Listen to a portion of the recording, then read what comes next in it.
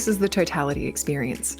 I'm Britt Wilde, and we're about to have some vast conversations with epic guests and their uncensored honesty. Let's go.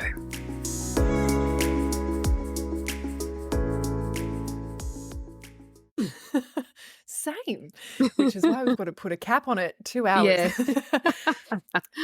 So welcome, Steph. So stoked to have you. First thing I want to know is, I'm always really fascinated when I talk to like nutritionists or naturopaths or just whoever in the kind of health space. What is your personal top health focus right at this moment? Oh, that's such a great question. I think my health focus really is my nervous system at the moment.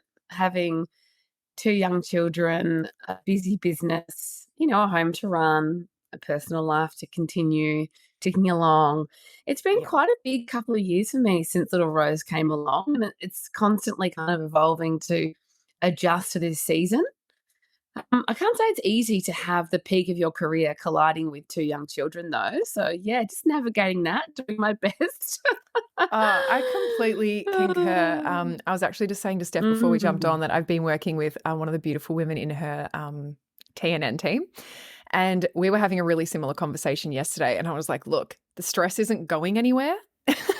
The intensity of this time in my life with 3 young kids, a business, man working away, peak of career, all of the things, that's not going anywhere.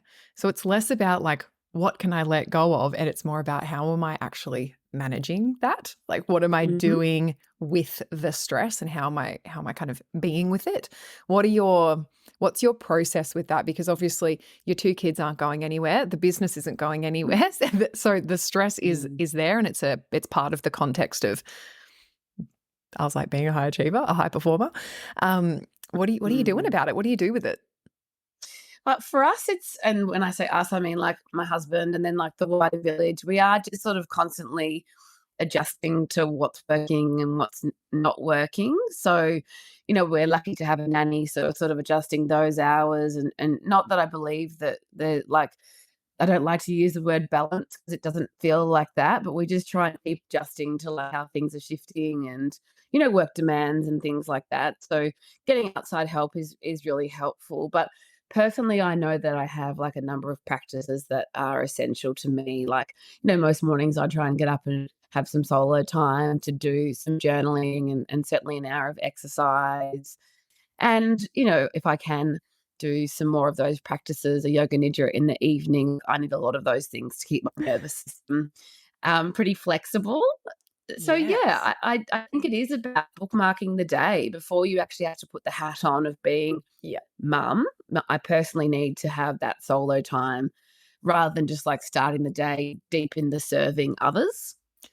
Yeah, which I mean can throw the nervous system. I'm pretty much like that. Yeah, I think it's so important.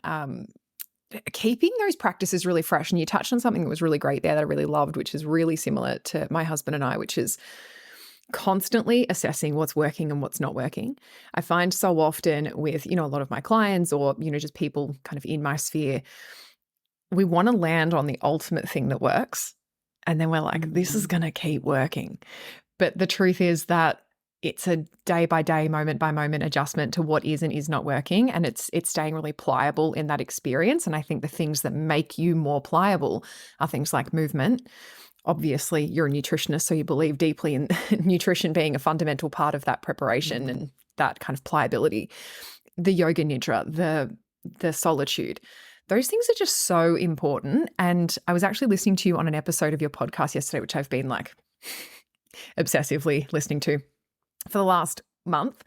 And you were talking about, what was the word that you said, coaching, rather than, these are your clients that you're kind of serving in a practitioner client setting. It's like you're actually coaching and you're coaching all the time. Is this one of the core things that you coach on?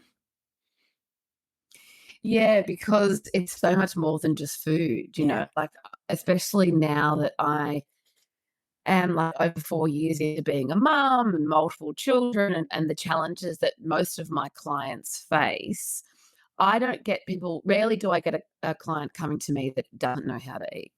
I get Yeah. people that need the help applying the knowledge that they have, maybe simplifying or demystifying and certainly personalizing, of course. But a lot of the time we spend our time in the logisticals, in practical applications, how it's going to work in their life, which is obviously the only way you're going to get results if you can apply something consistently. Mhm. And yeah, I think it is a lot about getting that synergy in the family unit with the Yeah. partner, if that's applicable, the hired village, if you don't have one, and so on and so forth, because everyone's in such a unique situation, you know, but there 100%. are challenges no matter what that looks like. Oh, exactly. As I was saying to you before, working with Bianca from your team, and one of the core things that we're working on together, which I just find like hilarious and kind of humbling in a way, which is that Mm, I'm focusing on like breathing before I'm eating and like sitting to have mhm, a meal. And I just think, fuck, that's so basic. And it is so life changing. And I know that sounds so dumb, but the reason that I think so many mhm, people don't do it is because it doesn't feel significant enough to create a really big change. But maybe in isolation, it's not. But when you pair it with all of those other tiny little things, those real one percenters, that's actually where you're creating change. And I mean, it's been truly, truly life changing. Just the last month, doing really basic bitch mm. practices to so basic bitch, but like really genuinely Mm, creating a change. So I just love hearing that you're still in that. Like you know, you don't become immune because you have the knowledge. It's like actually it's something that you're practicing every no. single day. And I think that our industry has a lot to blame for that, because even the nutrition industry has this sort of um, quick fix mindset. It might not be a pill in terms of a pharmaceutical pill, but probably a supplement or a program or an app or what have you. And most people I meet are not doing the basics. And so every single client that I start with starts with the foundations that you're experiencing firsthand. And Yeah. the breath practice before eating, like, again, when someone's got, and I don't know, your personal symptom, but I mean, like, if we just use a common example of bloating, people can get caught up in it being like certain foods or gut dysbiosis and spending $400 on a test. And Mhm. if their nervous system is dysfunctional, they're going to feel like they're reacting to everything. And the Totally. point is not to pull out foods, right? The point is to take a step back and have a look at what I consider to be like the upper management, who's running the show, Yeah. and it's gonna be a nervous system, Well, isn't it? yes, and I mean, Mm, I've really heard you talk about you're looking to get to the root cause. So every time we're kind of like mm, removing and restricting and eliminating a whole food groups, we're actually never really getting to the root cause. You're actually just eliminating the thing that's triggering the problem. And that's like that's not really getting into it. And it really is about coming mm, back to those super fundamental things. I guess one of the biggest things that I first started working on with Alice Nichols, who kind of connected me mhm, with you actually, which was amazing, mm, was about protein and food volumes for women in mhm, particular. Um, and one of the things that I was sharing with Alice was that it's kind of embarrassing that I've gotten to this place. Like having been an athlete before I had children, living, you know, a life where people managed my food intake and protein and food volumes was like something that I, you know, had to be so onto, and it was weighed and measured for me and all of the things. I had basically completely lost the skill of being able to like eyeball my plate and know what was good for me. And the biggest thing for me was protein. Like looking at my day and realizing that the first time I'd eaten protein was like with dinner. And mm. I had wondered, oh, why am I getting so many headaches? Or like, why am I getting brain fog in the afternoon? Why am I feeling so tired? And I felt so ashamed that I'd gotten myself there, having worked in the health industry for 10 years prior to having kids, that it was almost like, I can't believe something this, you know, air quotes, simple, I've been missing. Can you speak a little bit to the importance of protein and food Mm. volumes in women? Because, and I want to focus on women because I think it's so closely linked to the menstrual cycle, which I have a few questions about too. But can you just speak a little bit about the Mm. importance of that? Yeah, absolutely. Like, if we just zoom out for a second, like, your experience of not having protein until dinner is most people's experience, and it comes from, our education, our food pyramid. and what is seen as traditional like breakfast or lunch options in Western culture, speaking of countries like Australia, right? So it's not uncommon to meet someone who's having, pretty much a very carb heavy start to the day, middle of the day, and then experiencing the consequences like the fatigue and the blood sugar issues and Mm-hmm. the cravings and that spiral that occurs from, that 3:30itis onwards into probably the evening for many. But I think the protein component especially is so key, and it is very foundational because it is our nutrient or one of the macronutrients that provides satiety. So that's that feeling of fullness that you get, where underlying that, your blood sugar is stable. And that shapes your entire day, as you know firsthand. So what you're experiencing is the opposite of a blood sugar roller coaster. And that roller coaster, everyone knows all too well, right? When you eat empty foods or highly refined foods or just even carbohydrates on their own, even if they are whole food, you go up, you go down, and then the cravings and the food choices to sort of pick you up and to provide quick energy, which of course comes from another carbohydrate, continues.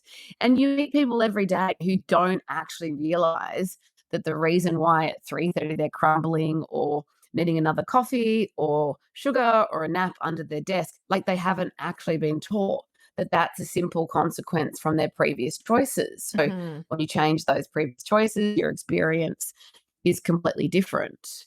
But, speaking about reproductive health, like we aren't taught that our proteins are, that our hormones are built off protein and fat. And so if we look at a traditional Western diet, especially those of us of, an 80s or even a 90s generation, like we were doing low fat and low protein. And then we're wondering why we've got hormonal dysregulation everywhere, not to mention, birth control and the pharmaceutical industry. I mean, it's pretty obvious how we've gotten to this disaster that we're in now. Yeah, but it does start with protein. Yeah. And the work that Alice and obviously Hayley and the team are doing is incredible because people's lives are being changed by adding protein for breakfast. And how easy is that? Like, that makes me so happy to see that message is so strong now. Yeah, and it's so good. And I remember joining thinking, why are you guys just doing breakfast? Like, I want the whole thing.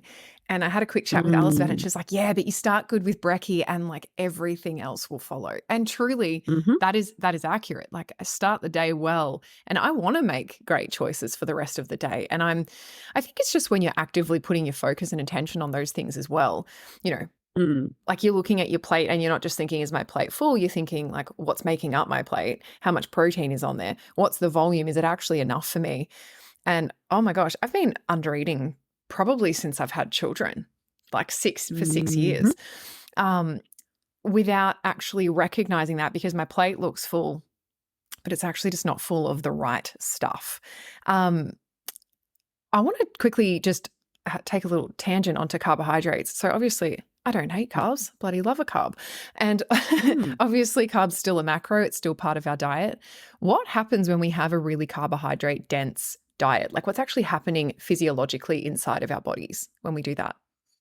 Yeah. Unfortunately, like I think if we let's just define what carbs are, because I think that can be a little bit confusing for some people because carbohydrates are fruit and vegetables, right? So they're obviously really important foods and they sit in that macronutrient. Then there are other like examples, of course. I know sweet potato is the vegetable, as is potato, but they're more starchy carbohydrates. And of course, we have, quinoa and buckwheat and rice. And then we move more into like the pastas and other grains and breads and cereals. We've got like quite a spectrum of what carbohydrates are, right? Some whole food and then certainly others are what we'd consider to be more refined carbohydrates. And I'm not against them at all. I think they have their place on most plates, but it's when it's, predominantly carbohydrate that our body can only burn sugar for energy. What we don't have is flexible metabolism, and we actually can't burn fat for energy at all. And whenever you say burning fat, well, I don't know about you, but for me, it conjures up like a weight loss thing, and I want to clarify that's actually not what we're talking about. So it takes me back to the fat noughties. is a great Takes me back to the noughties. I'm thinking like, yeah, low fat skim milk, high Yeah, exercise. no, but it's Yeah. like it's more about your metabolism. So like Yes. having a dual fuel system. So of course you can access your carbs, but you can burn fat, which a lot of people experience as the first time that they've had like not just that blood sugar control, but that great focus, mental clarity, decrease of the cravings. Longer term, it's decrease in things like inflammation. It's really important for those that have any underlying metabolic dysfunction. And you feel good, don't you? Because you're not looking at the clock, waiting for that next snack to give you energy. You're using Never. your body's energy and it's very efficient. Mhm. Yeah. Oh, it's so different. It's such a different feeling. Like I think this, and again, sounds so ridiculous, but I think I'm actually full for the first time in many years. Like I'm Mhm. genuinely full, satisfied, having a beautiful, high protein, high fat diet. I'm not Mhm. scared of carbohydrates by any stretch, but I'm always just like mindful of the amount and the type. It's been amazing. With you and Alice combined, I've honestly just had, the most amazing like food upgrade. It's been so great. Mm. One of the core things that I hear you talking about is low iron. So, Mm. yeah. So I want to talk about this Mm. because obviously, since I've known you've been coming on the podcast for a while, I've been kind of just doing the survey of the people around me around, Yes. iron, what their Okay, relation, great. yeah, which is really cool. Mm. So just having the conversation, what's your relationship to iron? Have you got low iron, high iron? What's going on? And everyone's got low iron. Everyone's bloody anemic. Mhm. What is happening? Why is it rife? What can we do about it beyond supplementation? Because obviously supplementation is amazing. It has a place. And obviously there are probably acute scenarios where I'm imagining it's the most appropriate kind of route to take. But is it a long-term solution? What's the root cause of that? Where is it coming from? Mhm. What the fuck is going on? Tell me what's happening. Yeah, well, I know, right? But firstly, like, so you said root cause, and obviously I'm a broken record when I talk about root cause, but I mean, that's the question that we haven't been asking, because most typically it's a female who's got low iron Mm, and she's given a supplement or an iron infusion, and not one person has asked why she has low iron in the first place. And it's just actually insanity if you think about it, that's because if you ridiculous. figure out what the root cause is and you fix that, then the problem's gone and you don't An need sumps infusion's and you not don't need an necessary. Yeah. infusion. Absolutely, Hmm. right? And so that's kind of where I came into the story. Like, I always say that I had no intention to specialize in low iron, but I was just hitting these areas of women's health that were so poorly managed, so poorly understood, that I was like, right, it needs to be me that plays a role in changing that part of the landscape. And Mm, so the low iron, I think it's multifactorial. I want to hmm. talk about like conventional pathology reference ranges because that plays a big role, but let's just stay on root cause. You got to ask the question why you've got low iron. So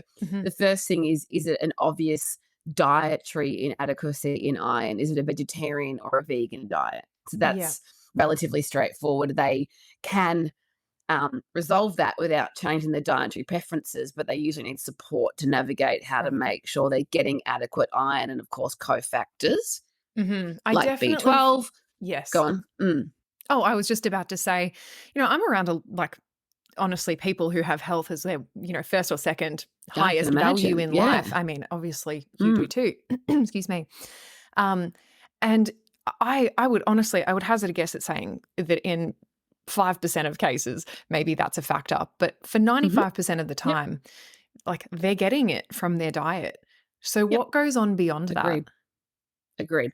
So number 2 is like the dietary inadequacies in terms of cofactors. So often it's things like retinol, so that preformed vitamin A, copper and magnesium. But Mhm. again, that's still not the majority. Like I'd say the third cause is like a gut thing, whether it actually gastrointestinal, like a celiac disease or a Crohn's disease. Again, not the majority. It could be a microbial imbalance, like a gut Mhm. dysbiosis or an absorption issue. But to be honest, the vast majority of people that I work with have heavy menstrual bleeding, and not a Mm. single person has ever asked her how much blood she's losing per month. She thinks it's normal because it's largely a taboo topic. And again, she's back in that loop of supplements and infusions But because she's losing the same amount of blood every 4 weeks or every 3 weeks sometimes, which is another white flag, the problem will not go away until she's menopausal, which is like 50, right? So we're not just going to like sit there and cop I've got to that wait till I'm for 50. decades. Exactly, right? Yeah. Again, ludicrous, right? So a lot of the work that I do starts with menstrual cycle education, because I can only speak for myself and the women that I work with, which of course is many, but almost none of us have been taught about menstruation, what is normal, ovulation, anything to do with our hormones and how that might be impacting our blood loss, and obviously a whole host of symptoms across the month. And, considering further investigations that we might need to identify to explain the root cause to decrease the blood loss, which then means that low iron problem completely goes away. So why does that happen? Why are some people having a heavier bleed than other people? What are the core kind of factors that contribute to that heavy bleed? Look, I think the most common one is a hormonal imbalance, right? Because if we just talk about two primary reproductive hormones, we've got progesterone, which towards the end of the cycle is supposed to be thinning out the lining, and we've got estrogen, which towards the end of the cycle is thickening the lining. So if you have not enough progesterone and too much estrogen, then what you'll have, I'm all of a sudden got a tickle in my throat. So fine. So do I. I just muted myself because I was like, oh God. Okay. We'll just try that again. So if you have an imbalance between your progesterone and estrogen, what you'll tend to have, and this is the majority, this is obviously not everyone, but what you'll have is a thicker endometrium lining, and that's what sheds each month. So it's more of the lining, it's more blood. You often see clots and a whole host of issues that then, so we're saying for like a lot either of women high estrogen or low progesterone or both. So then you're not thinning that lining. That's what's happening, right? That's right. That's right. And then you would say, why is that going on? Well, that again is multifactorial, but quite simply, I think our generation can often experience the extremes of those two because our environmental situation promotes a lot of high estrogen, and then our lifestyle promotes.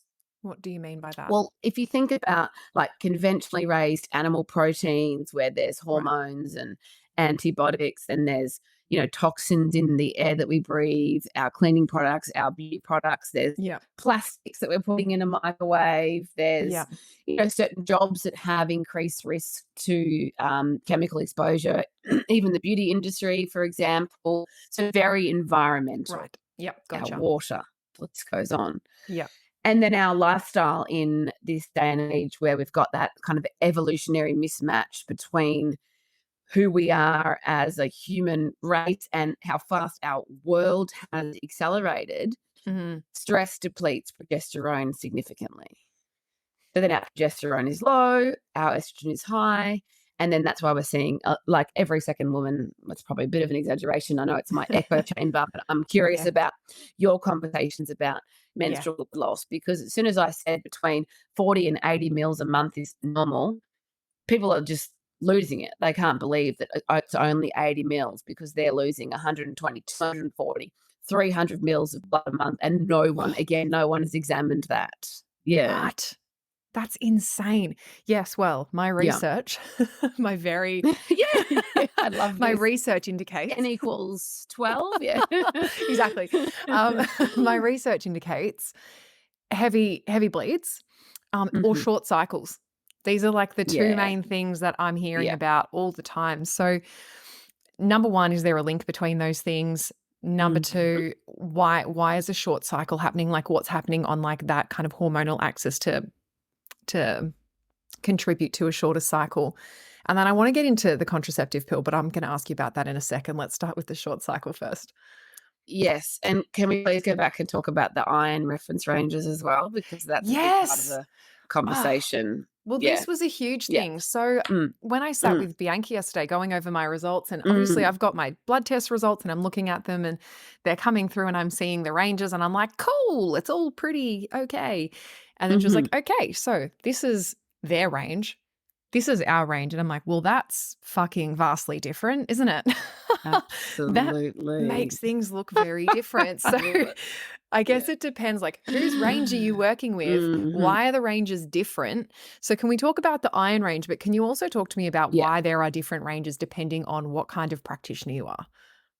Yeah, absolutely. Yeah. So with like a conventional pathology, I mean, even within Australia, every pathology lab has a different reference range. That already starts to make things a little confusing. And That's humorous. then yeah, I know. There's not even a consistency inside a country, right? And then not to mention outside of that, with a business like mine that has, global clients, you Yes. see different reference ranges again, which is always interesting. But to simplify it completely, who goes to a doctor? Like what It's kind of people? mostly unwell people, right? Yes. You don't see a lot of people who are super healthy visiting a doctor just for the sake of it, Yeah, right? like I want to So go from great to if phenomenal. I'm going to mm, go to a doctor. Yeah, that's not happening.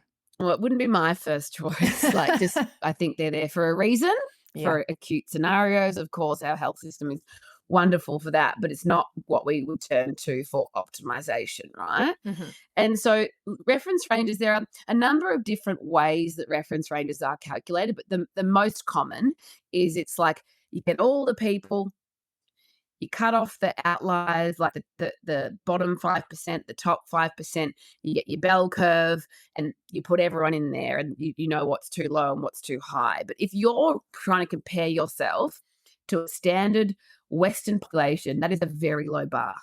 That is Right. a culture who have rife lifestyle diseases, not something that I'm thinking is a good place to compare my or your, certainly our listeners' health to. So that's what we have to understand, the difference between a conventional reference range and what is a functional or like Right. optimal reference So range, you're just right? working And with a that's why they differ narrower so much. range. Yep. Mhm. Okay.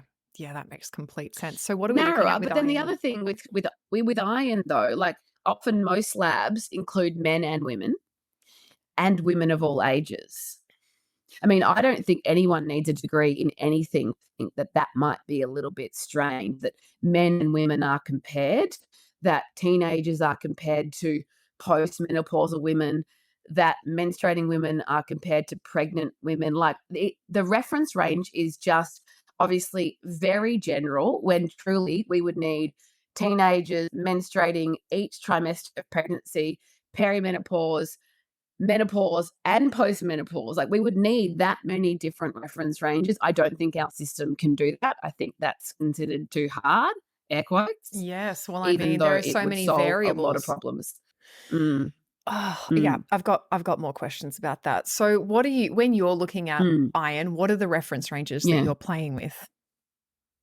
Well, firstly, most people, when they tell you, and this will be like interesting again with your little sample size, when someone says, I've got low iron, what they mean is low ferritin. And that's a problem in itself because, again, the West have been told to look at ferritin. Everyone's been told it's air quotes iron storage, and that's not true.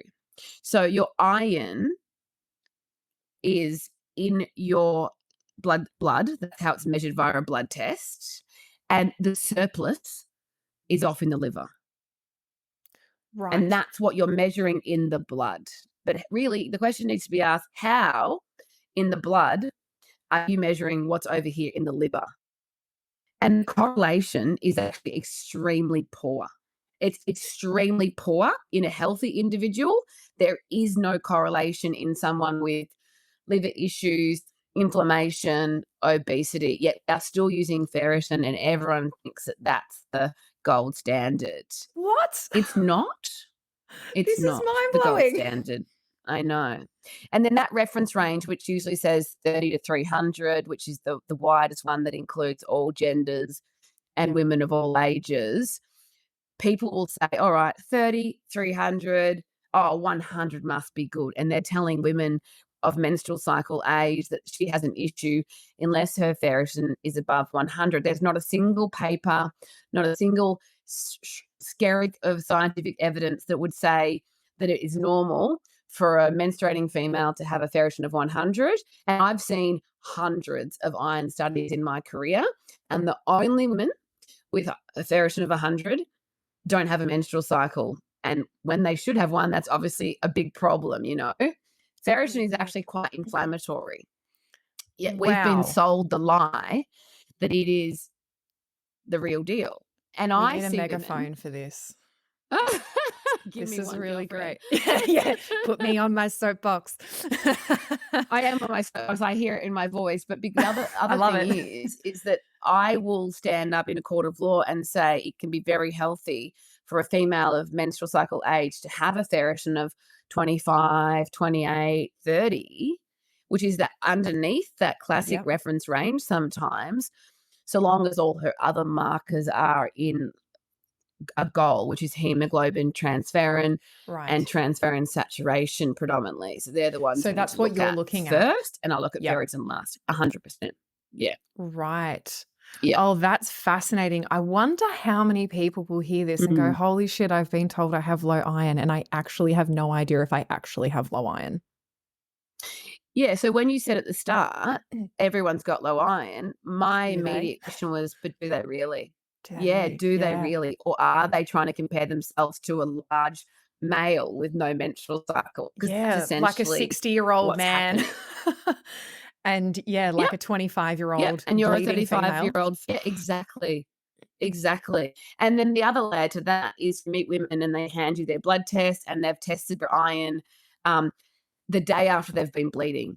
And remember, ferritin is the surplus. If you've Yeah, just had a menstrual cycle, right, no surplus. there's There's no not. Why would surplus. there be a surplus when you've just lost 80 mils or more of blood, right? So And when is your so, ferritin at the most accurate to give you like the most accurate of a reasonably inaccurate test? Would it be like yeah, in that kind of premenstrual period? Like, is that when you should? yeah. Yeah, yeah. So we do week 3 of a cycle, Mhm. which is, you know, week 1 is when you're bleeding. Week Yep. 3 is obviously luteal phase. Mhm. But the reason why we don't do week 4 is, like you mentioned, short cycle. Well, if you've got a short cycle and you're testing in week 4, you haven't got a week 4 for a start. And then No you week also 4. have like quite a big hormonal crash. Yes. And hormones have a huge interplay with your iron storage and your Right. iron mechanisms. So basically, if you pick week 3, that's the perfect time to make sure that you've got time to do that in a cycle that might be shortening.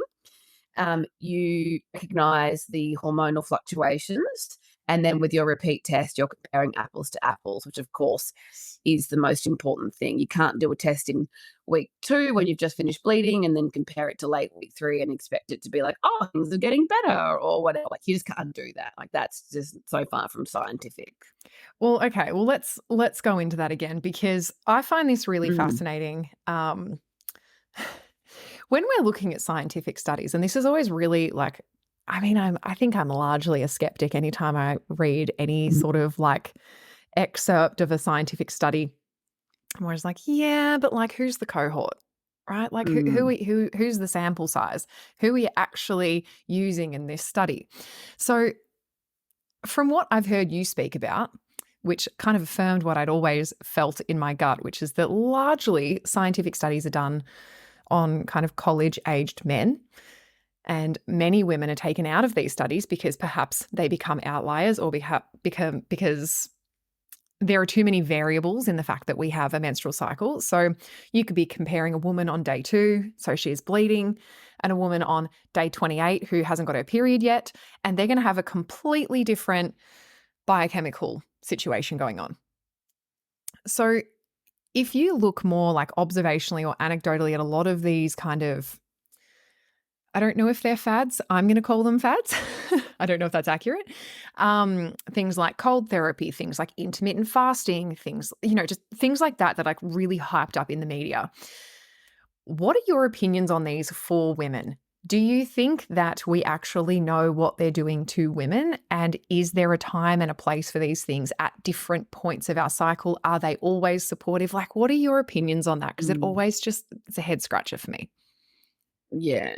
Oh, same. because it's only been recently have we realized exactly that. Oh, it's been air quotes too difficult to study women, so just chuck them out of the study, then try and extrapolate the data from 21-year-old males to everybody. And it's like, what? Yeah. That actually flew for decades. That was seen as science for decades.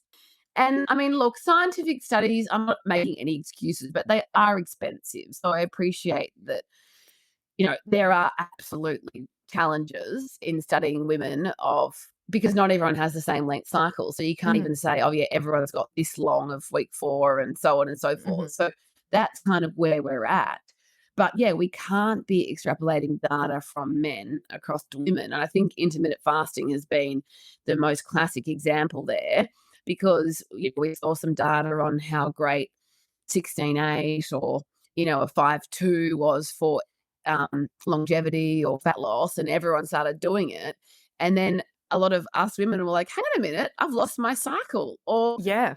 I have PMS for the first time ever, or I'm seeing a huge change in my bleed, or whatever white flag your body was waving. Suddenly there was this, hang on a minute, I think maybe this may not suit women because of the demands of a menstrual cycle and the fact that we do have 4 seasons in 1 month. Yes. And it makes a lot of sense, right? It makes so much sense. I actually listened to the Huberman Lab podcast. He's great. And he's great. Love Huberman. He's a legend. I think he's just like, he's a really open dude too. I think if he's challenged, he's like, yeah, I'm cool with this challenge, which I like. And he had a guy on his podcast who it was like, I can't remember his name, but secrets to longevity, essentially. So I was like, cool, I'm going to tune in. Started listening. It was a guy from Stanford or Harvard, and he's kind of like the top of the top of the top of these like longevity studies. And what he was finding was that people live longer basically when they eat less and less and less and less and less. And so he was, like the naughties. Oh man, I was like, oh, we're going back into like heroin chic. Awesome. Oh, we are though. That's both. Seriously. Oh, like, do you know what? I was here for the big bum era. I was really here for it.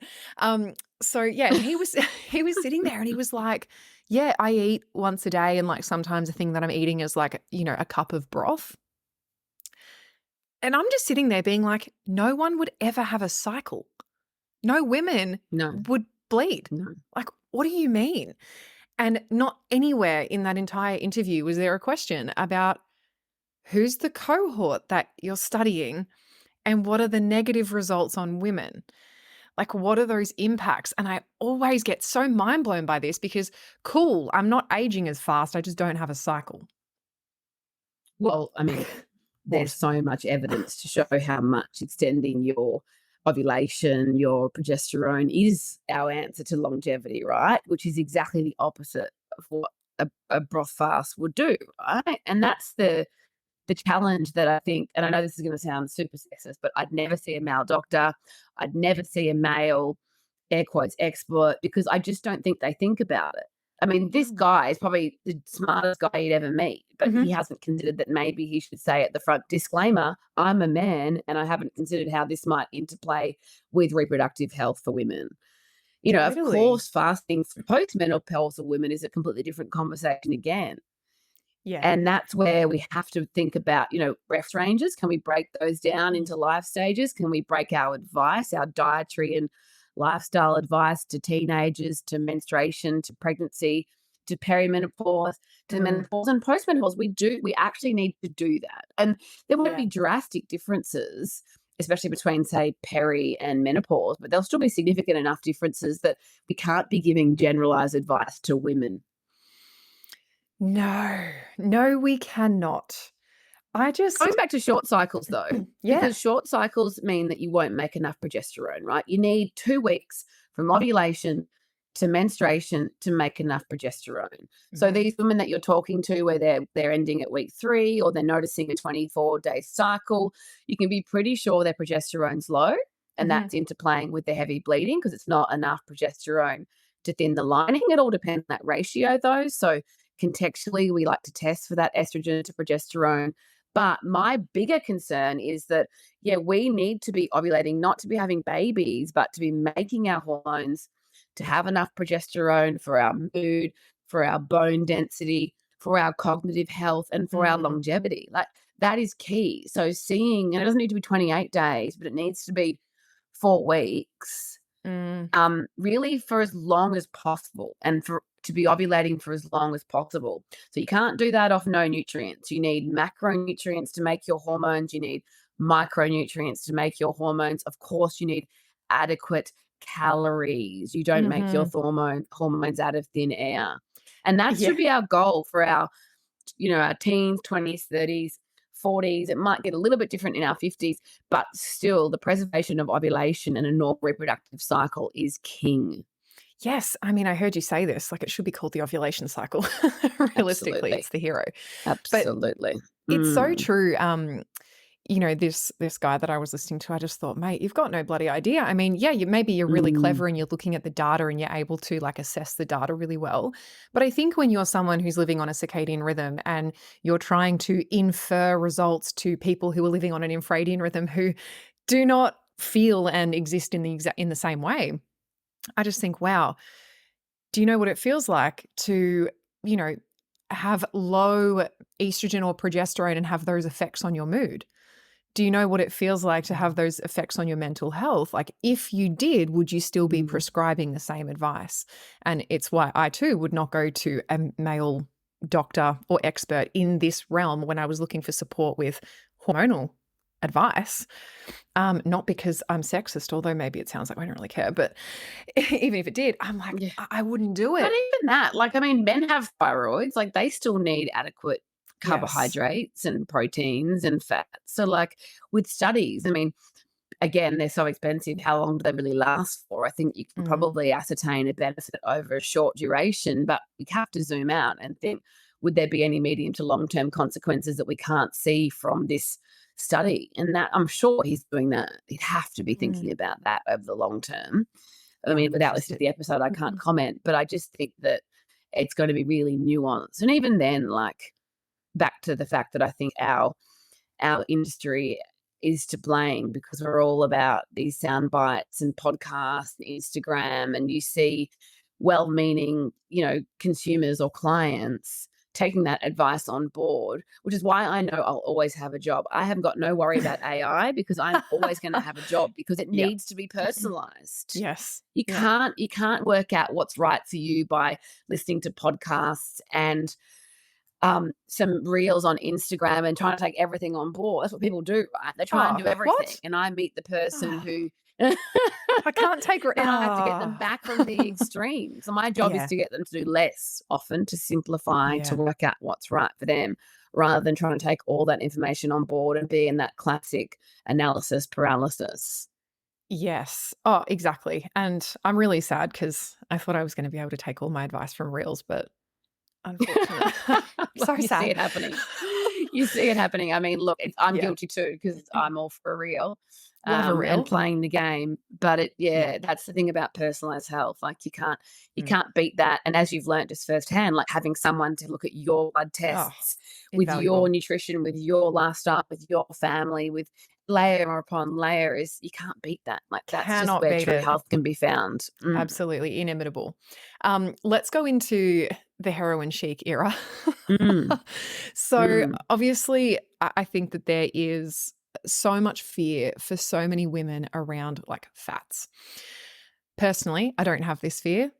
Love fats. But can we talk about it for a bit? Because I think that, tell me about the interplay between fats and hormones and how they're influencing each other.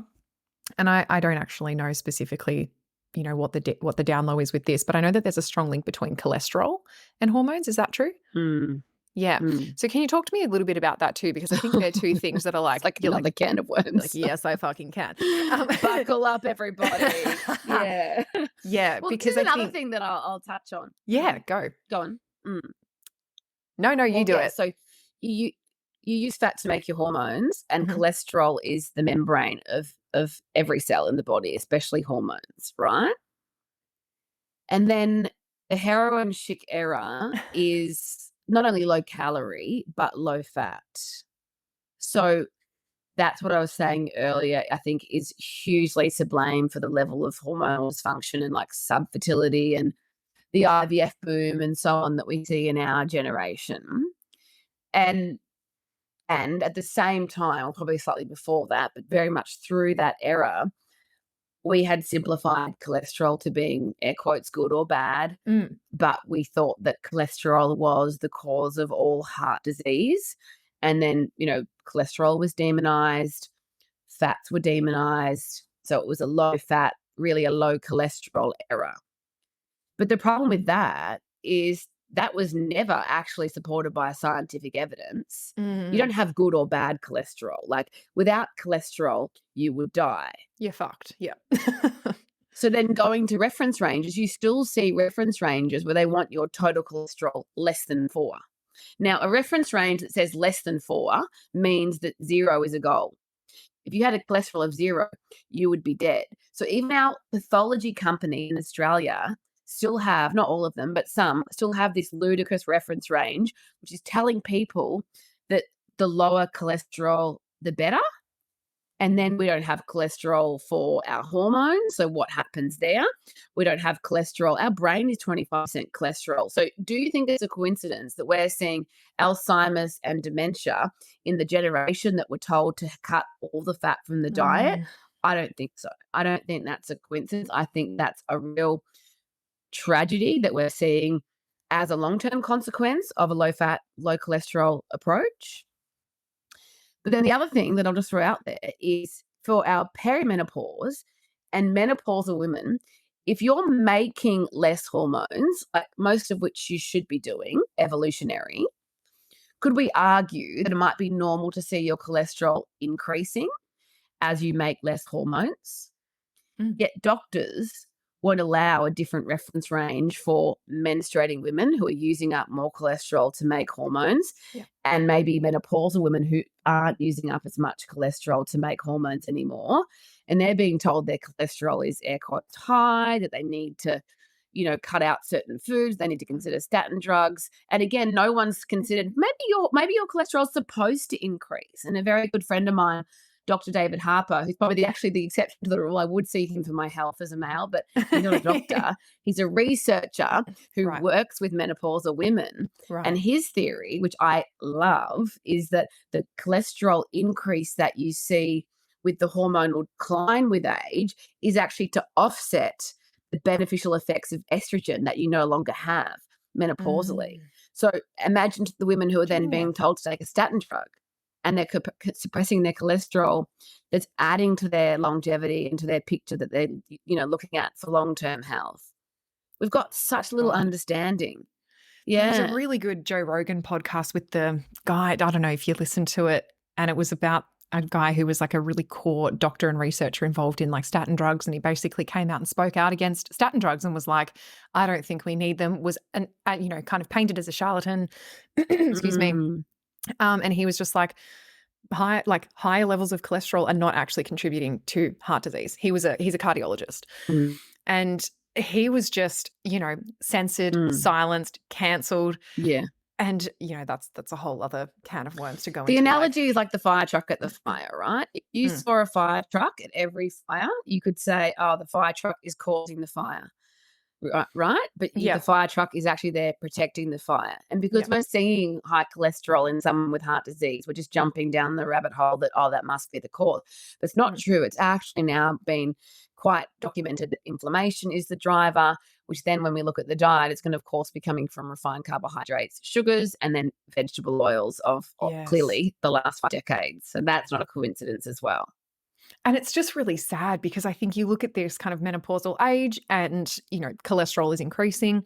They go to their doctor. Their doctor's like, your cholesterol's really high.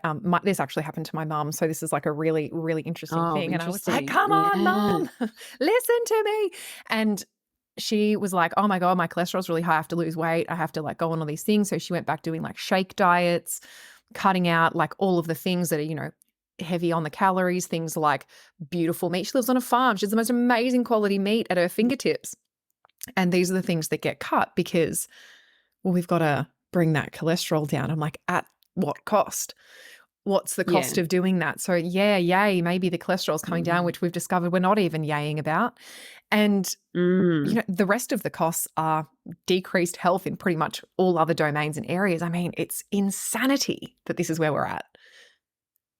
I just think that cholesterol conversation, like that, yeah, I'm the skeptic too. So like we're quite similar like that, but you can't not think about the vested industry and of course the Oh, totally. trillion-dollar statin industry, because it's, for me, like, you know, it's been 15 years of having this conversation, but it still hasn't changed at that grassroots level of a doctor reading a lipid panel and not looking at anything else, like not looking at the triglycerides, not looking at the subfractions, not looking at any of the ratios that have been spoken about for years as being a better understanding of someone's heart health and longevity, not sending up someone off for a coronary artery calcium scan to actually check, is there any plaque? Like, do I actually need to consider the risk here?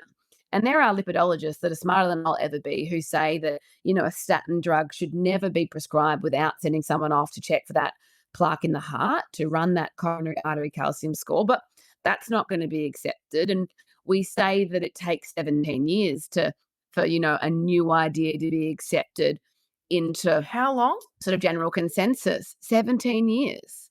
I'm not making that up. Oh, Like that's God. from, you know, a concept. Yeah, I know. I know. So Devastating. think about the 2 decades of people who are taking statin drugs unnecessarily, and then, you know, the stress of that. You've got to lose weight, or you're going to have heart disease, and you've got to cut out all these foods. When really, like, food has about a 1% influence, or like fats have about a 1% influence on your cholesterol. I mean, there are genetic outliers, of course. So I try not to make sort of generalized statements because there's an exception to every rule, but there's so many other things that you can do for heart health that's not being had in that conversation, that's simplified down to just seeing a high total cholesterol in a postmenopausal woman. Isn't it just interesting? And I mean, every time I think about this, and I think that this is what the COVID situation did for everyone, is that everyone is a little more, well, not everyone, many people are just more, thankfully. yes, they're more discerning around this now. They hear information and then they say, yeah, but why? What was the cohort? What are the other cofactors? Like, what about this? What about that? I think people are asking more questions, and I think that's great. I mean, we're probably only a few years in, which is like fucking devastating to consider. We probably have 14 more years to go to see any big changes. I wonder what we're going to find out in 14 years. Can you guess? Yeah.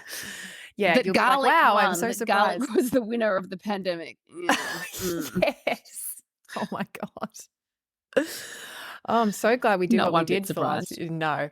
Okay, so I was listening to one of your episodes on your potty with Thea, who I think works. Is she part of the TNN She team? does. She's Yeah. one of my practitioners. Yeah. Yes, I saw her name there when I was booking. And you guys were talking about the menstrual cycle / the ovulation cycle. And you were talking about athletic performance and the cycle. And I found this really interesting because I was an athlete, as I said before, having kids. I was a sprinter. What were you doing? What sport were you playing? You were a sprinter. Yeah, I was a 400-meter runner. So like not the sprints, like the midway between the events. And it's so fascinating to me. So I didn't get my period till I was like almost 17. I had a few irregular times, and then I basically didn't have a period again until I was 25. And I remember that period of my life because in my head, I was like, this is a problem. And I went to the doctor and I was like, this is a problem for me. I don't have a cycle and something's wrong. And they were like, here's the contraceptive pill. You need to go on this, and this is going to regulate your cycle. I went on it for a year, and I've never experienced mental health quite like that when I went on the contraceptive pill. And I was like, I actually cannot fucking do this. This is horrible. This is just doing things to my body that I don't like. So I came off it. So I'm fortunate in that I've only been on it for a year of my life. I mean, I know that there are women who have been on it for just decades and decades. And I also remember my coaches being devastated when I came off it because I couldn't skip anymore. But then also celebrating the fact that I didn't have a cycle. This is so good, so much easier to work with you. I love that you don't have a cycle. It's so much better for performance. And I want to talk about the prevalence of the contraceptive pill in female athletes. I want to talk about like working with the cycle as, you know, and not even as like I'm talking about everyday athletes here, like to exercise, to feel good in our bodies, to be honoring the fact that we have a cycle and that we need to be doing different things across the span of the cycle. And I want to talk about the way that we're kind of, what's the word? Like bypassing the importance of the cycle at the cost of performance. Like, and I see this all the time. And I mean, I've had so many periods of my life where I've overtrained, I've over-exercised, I've had a short cycle, and I mean, I've had years and years of short cycles now. So I was really interested in what you were saying earlier. And I just look at the way that we are just not actually working with our cycle when it comes to the way we're moving our bodies. And I'd just love to hear you talk on that. Like, and let's also be honest, if we were listening to all the advice out there, we would only exercise 2 days a month. That would be the day before we ovulate and the day that we ovulate, and then everything else, you've got to fucking stop. Don't exercise when you bleed. Nuance, huh? Don't exercise in the lead up to your period. Oh, you're in the luteal phase, you're going into the cave. Don't do that. I'm like, fucking hell, how's everyone meant to exercise? Like, just talk to me about this. Well, yeah, that does sound like 2 days in a month, doesn't it? Yeah, you know? And I'm always like, come on. And I also don't believe in like pushing through at the expense of our cycles either. And I mean, I'm someone who would rather push through than take it easy. And it's always just been like a really intricate balance thing for me. And I'm interested in your thoughts on it. It's a sign that you're maturing. You're Look at maturing me. away from that. Yes. But like your journey's, your journey's really interesting. I mean, it's quite an extreme version, having had the food weight and the coaches and those sorts of narratives coming through that not everyone gets at that level. But it's kind of like a bigger example of a lot of what happened in our generation, because we were of that low-fat era. We were being told to eat less and move more. If we went to a doctor like you did, like I did, we were told to deal with it later. If we wanted to have children, no problem now. Not a single woman that I've met that has taken the pill has ever had the consequences discussed, and I want to talk about those.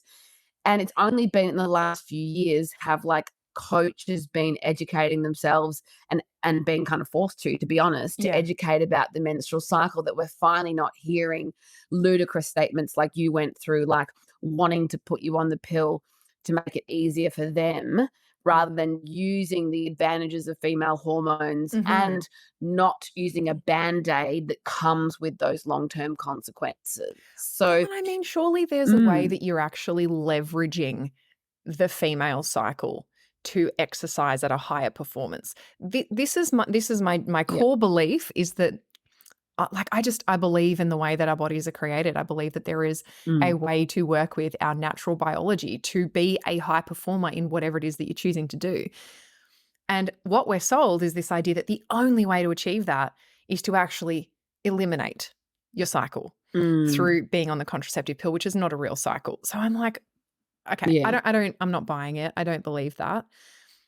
How are we doing this? How are we achieving high performance and I mean, at any level, I mean, like your best level of high performance, like whatever high performance is for you. How are we doing it? Yeah. And that's the thing. So with that example that you gave earlier about, only being able to have 2 days in a month, that to me is a reflection of like hormonal extremes, right? It's similar, and bear with me while I give you this analogy, but it's like when you meet someone in their 40s who has the narrative that it's all downhill and it's hard to lose weight and I have to work really hard, and that kind of common narrative. Well, that is true if your hormones are at the extremes, if your estrogen's very high and your progesterone's very low. And that's where I think the perimenopause works, coming back into that balance of those 2 hormones amongst others. And then if you're feeling like you have extreme seasons rather than just subtle variations, that's a red flag. That's not a white flag. That's a red flag. There's something going on with your cycle, and that the work needs to be done to normalize that. So you do feel like maybe there's actually only 2 days a month that I shouldn't exercise at all. And that might be right before your period. and right when you bleed. But even, you know, I can say that I would still exercise on day 1 of my cycle, but it would probably be a walk or something like Yeah. yoga. Mm-hmm. And that's where everyone's really different. I'll come back to what you can do, but just to say that in the data, remember that we haven't studied a lot of this, so very easy to say, oh, the effects are quite small. You don't have to make too many changes. But I think that might be true for some women. Mm-hmm. Some women feel like they're pretty, um, you know, maybe they don't notice too many changes and have to adapt. But then there are others who really excel by tapping back into their intuition that's been drowned out by our culture and learning about their body. So, you know, knowing that week 1 is when you're bleeding, and that whilst you shouldn't have like a huge impact on your quality of life, especially, you know, another reason why we want to know how much we're losing, because it's not normal to have to take days off work or to have to sit Mm-hmm. by the toilet or to not be able to wear your favorite clothes. And that's the red flag, right? Sensible to me.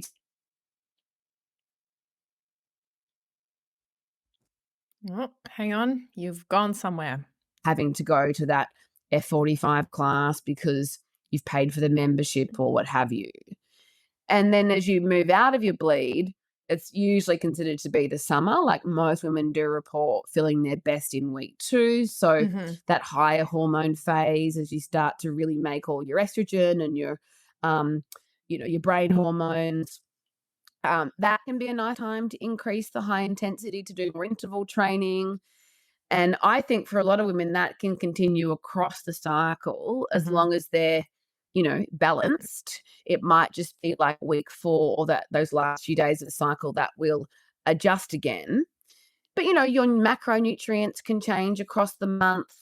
And Mm-hmm. you'll know about that if you listen to your body. But if you just have a meal plan, or if you're just trying to diet and stick to certain calories for 28 days of your month or 48 days of your month, like, you're not going to be able to listen to your intuition, and that's already drowned out. Like, we have to Yeah. work hard as women to be able to hear our intuition.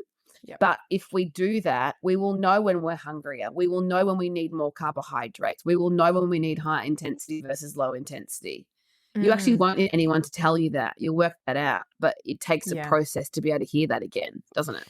Yeah, well, it does. And, you know, I was listening to you talk again about, I mean, obviously that's like the motto of this entire podcast interview. I was listening to you talk. And you were talking about like that increase in food volume that can happen in that second half as you kind of lead up to your bleed. It just a little flag raised for me at that time, because I was like, firstly, yay, cool. And secondly, I was like, fuck, I don't think that there are many women who would do that at all.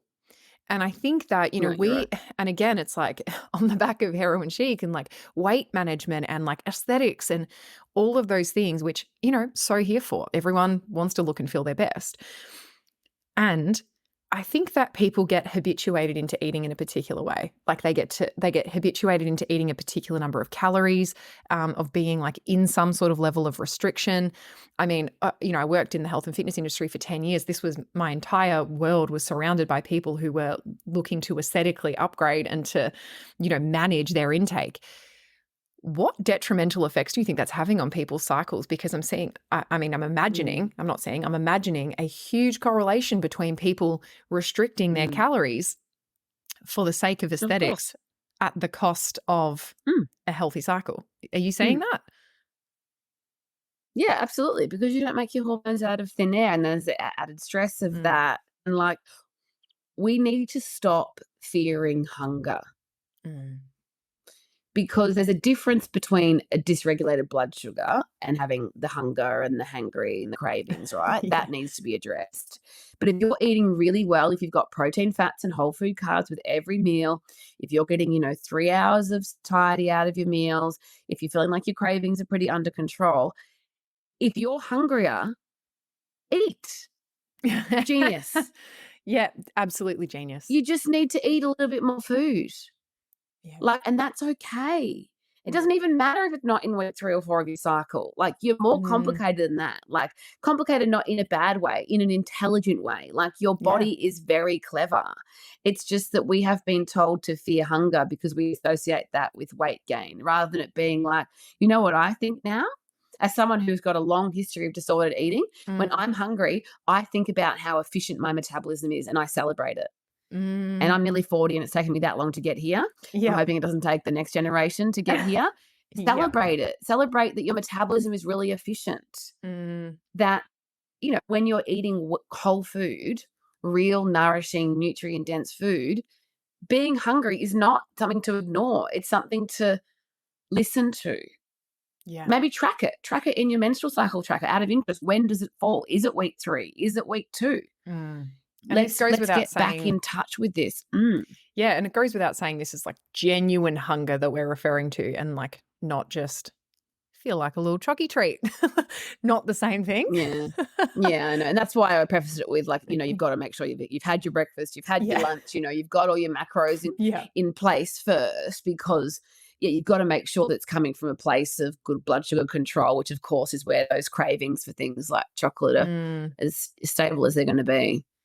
So I have a question that's like a little bit left field. I'm just curious about, Mhm. let's say there's someone who's overweight and that's like, one of their core focuses is to lose weight, come back into like a really, healthy state for their body. Mm. How is being in a calorie deficit in those times affecting the cycle? Or is it because there's a surplus, it's not having a negative impact on the cycle? Well, is there a surplus? Because not everyone who's overweight is actually No? eating too much. And Yeah, that's one of the okay. Tell me more problems about is that. like I mean, I think I can just speak broadly as a culture. Mm. We think that people who are overweight must be indulging. But what Mm. if it was their thyroid? Right. What if it Yeah. was their reproductive hormones? What if it was some sort of inflammatory condition that we can't see? And like that's the Right. other thing that like the reason why I've ended up doing so much pathology and in doing decades of training in what is functional health and functional reference Mhm. ranges and understanding that way beyond my like actual degrees is Mhm. because there's more to it than just eating less and moving more or assuming that Yeah. someone is in a surplus. That's the Yeah. thing. Like we can't just blame genetics or just blame the thyroid, but Mhm. usually when you meet someone who's got a weight issue, yeah, of course, you've got to teach them how to eat. You've got to make sure they're eating enough, but not too much. Mhm. You've got to get their macronutrients right relative to their metabolic health. But then you've got to usually do your due diligence and understand what you don't know. And that usually involves running some labs and just having a look for any other areas that might be Mm. impacting their goals. Because I meet people all the time who eat probably better than I do that can't lose weight. You can't tell me that Mhm. eating less is the answer. It Totally. has to be identifying root cause. Here we Yeah. are again. Yeah. Yeah, I love this. I was just thinking about the evidence-based training guy, EBT? Hmm. Yeah. I was just Not thinking about really, but I've briefly been sent a few things before, but can't really go his on. potty mouth. Um, and love him, not knocking him. Although the one thing that I was thinking, as we've been having this conversation, I was like, wow, it's really making me think about, he talks a lot about what's required to lose weight. Now, I'm not someone who wants to lose weight. It's not on top of my, like, not anywhere near the top of my priority list. However, he talks a lot about people losing weight, and he's like, it's so simple. It's about being in a calorie deficit. And I'm like, well, I guess it is I think I simple need in to. that respect Mm, if there are no other underlying, like if it's someone who, yeah, maybe has, bad eating habits, isn't sure how to nourish themselves properly, doesn't really know how to eyeball a plate, like, yeah, maybe they're like really cool fundamental skills. But I'm thinking about mm, the due diligence piece here. And I'm wondering how many women are doing something like that who have, mm. menstrual cycle issues, who are going and just getting in a calorie deficit to lose weight and just fucking the whole picture up. Like that's basically what I'm thinking here. I'm like, wow, I wonder yeah, what is what is happening there? Like that, there needs to be more of a due diligence, although I guess everyone's self-responsible. And if that's what you say yes to, that's what you say yes to. Yeah, but that message is the same thing that we've been talking about Mm, from our whole generation: eat less, yeah. move more. Yeah. And I have long ago learnt just to accept that there are two different camps. Just like there is still a cholesterol is the cause of heart disease camp, and I belong to the absolute other camp, there is still a very strong calories. What do they say? Yeah, Something, like, bro. oh God, I I don't don't know. even know. I don't know. Something so simple that you think, Yeah, like if to that lose works for weight, it's calorie you deficit. Yep. as a young male, yeah, Mhm. calorie deficit, bro. If that works for you as a young male, and if that works for every single one of your clients with no consequences, fine. But it's not how I approach, if we're talking about fat loss, it's not how I approach health. Of Yeah. course, you can't eat too much. I think that goes without saying. Yep. But if someone who has, you know, a carbohydrate intolerance is given too many carbohydrates, which is sort of like their poison, Mm, well, they won't be able to burn fat. So that's why you have to get down into the macro split, not just right. about the calories, like the overall volume. You've got to Yes. go into Yeah. the macronutrients and check those. And then from there, you've got to go into the micronutrients, because there's a whole school of people where it's called, if it fits your macros, they essentially eat whatever they want as long as they hit their percentages. That can be the junk of the junk, or of course it can be fresh food, but you can't tell me everyone's that's doing it is doing it with whole food. You know, it can't be No. as simple as just having X percent carbs, fats, and proteins. We've got to look at micronutrients, which is why a whole food approach will trump any, right? Because Yeah. we've got to focus on nutrient density. I mean, I guess But that's the then, like, due difference with diligence. yeah, well, that's it. And I guess that's the difference between like real, genuine, deep functional health and having an aesthetic result that maybe comes at the cost of some stuff that's going on internally. Yeah, because you probably can lose weight initially, but then Yep. what happens? I mean, how many times do you meet that person doing whatever form of calorie Mm, counting, whether it's like an older school yeah. online body transformation program, the extremes of that in The Biggest Loser, like the programs that we used to Yep. see on TV, and then of course on stage with the whole industry of you know, bodybuilding and the body sculpting and things like that. Mm, Like, how many people do you see actually sit within a small range, or could we argue that the majority rebound and put on all the weight plus more?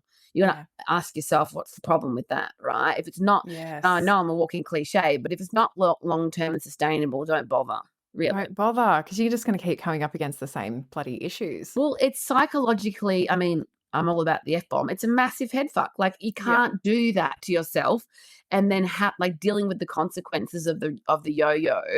Not Yeah. to mention that's always going to actually slow down your metabolism sort of under the hood per se, which then creates bigger problems in Hmm. the future. Like, is that what you want? Just to look good on stage, or Totally.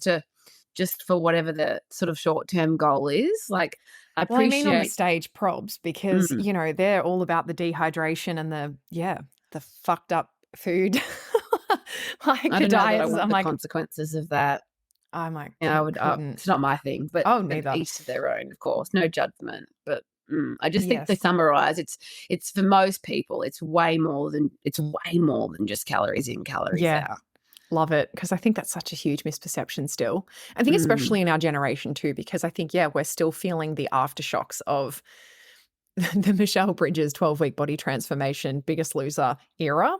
Um, I think we're still in it. We're still feeling it. And I think anytime anyone's like, oh, I need to mm, go and lose weight or I need to like change my aesthetic, we go back to things we know. We go back to things that, we have been kind mm, of like indoctrinated into as, yeah, 80s or 90s mhm. kids. And It's a yeah, cultural narrative, it is. yeah, Yeah, yeah. totally. I mean, so much is, Mm, right? It's a whole other can of worms in itself. mm, Um, I want to talk mm, about perimenopause. I know this is mm, such an area of focus for you. mm. And I'm Yeah. really I'm interested in when it begins, the importance. And I mean, you've touched on Mm, a few things today that really represent the importance of perimenopause for setting up for a really solid menopause so that you don't fall into that trap of like, oh, well, now you just get overweight, you just have hot flashes all the time, you feel mm, like shit. Um, yeah, it's all downhill from here. Yeah, and mm. you're dried up and you're done. That's the cultural narrative Yeah, on around the shelf, which menopause, is the other cultural narrative. which Yeah, is and that's really the problem, sad. like, the cultural narrative. When Yeah. in other cultures, like, she is revered, she is raising the next generation, hunting and Yeah. gathering, like, it's just incredible how different you can see that conversation across Mhm. other cultures. Like, we have a lot to answer for, but I also think that that is a reflection of those hormonal extremes, like I was talking about Yep. before, which is driven by our nutrition, our lifestyle, our culture. So Mhm.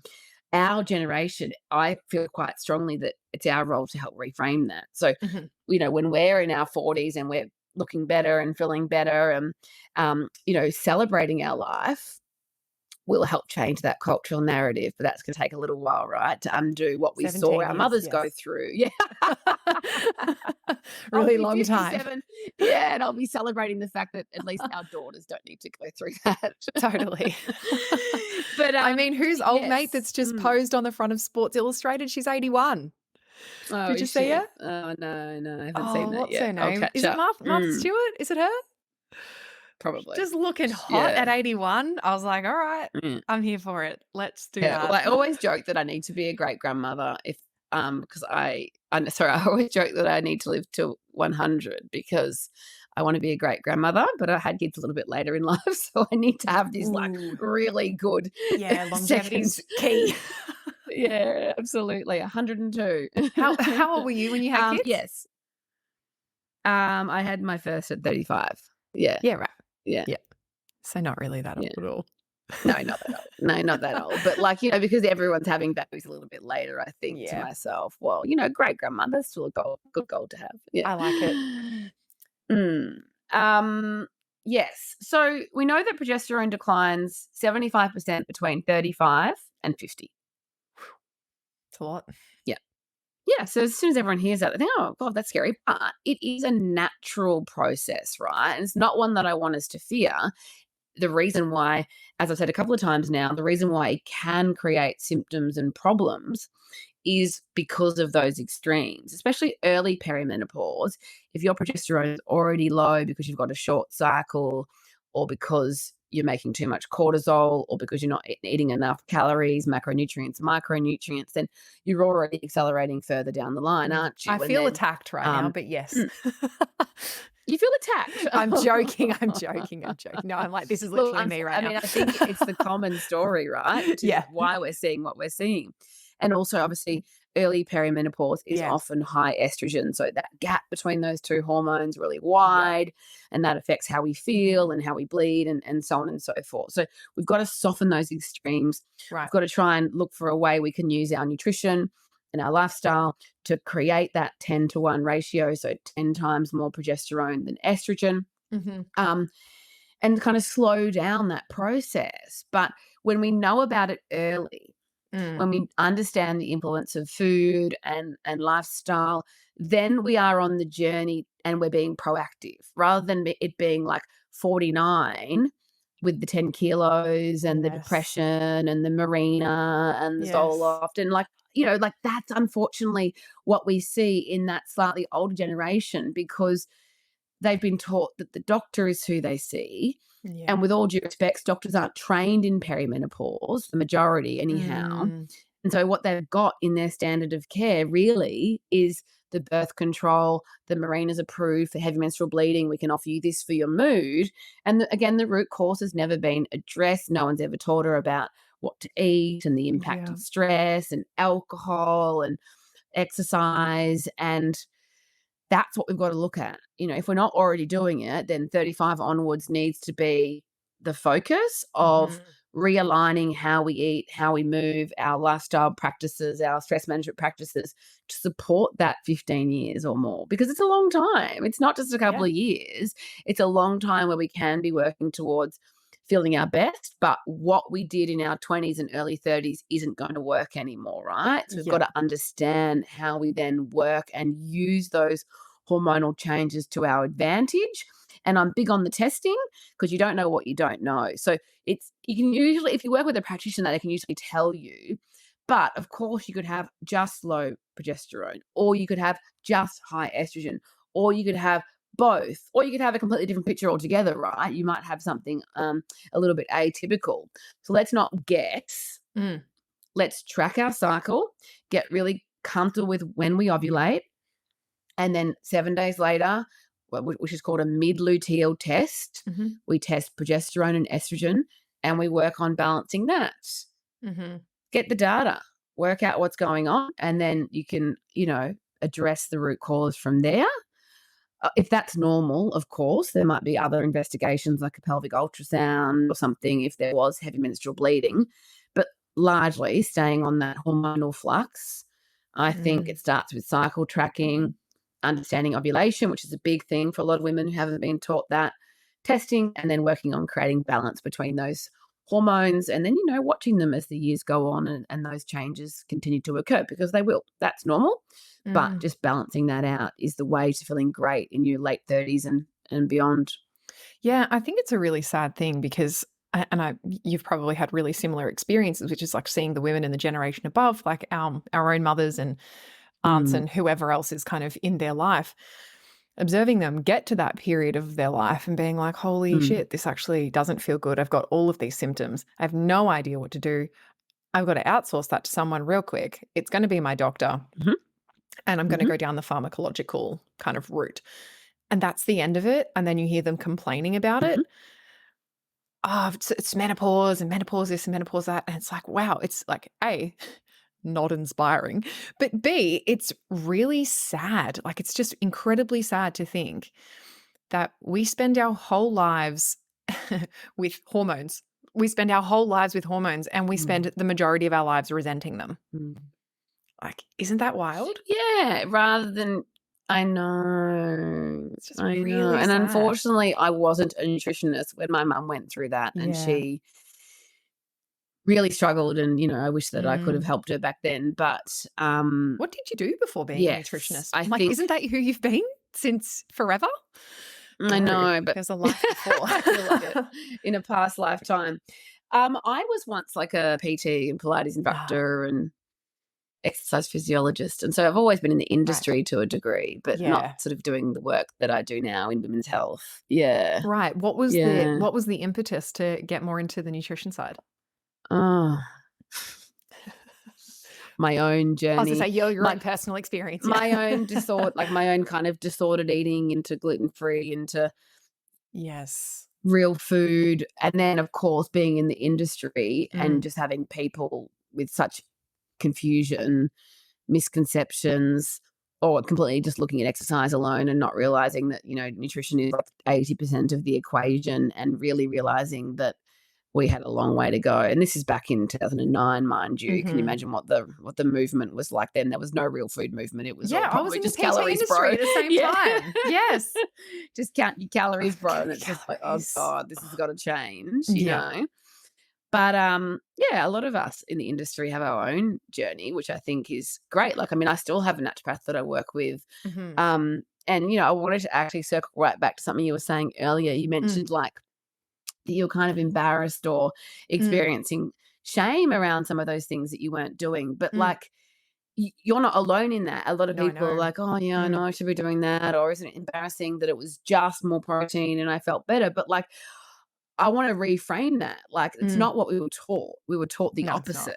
Yeah. So we're not surprised. I'm not surprised that it's so foundational. Like, even with the students that I mentor, I'm always probably sounding like a broken record about the foundations, but that is where true health is created.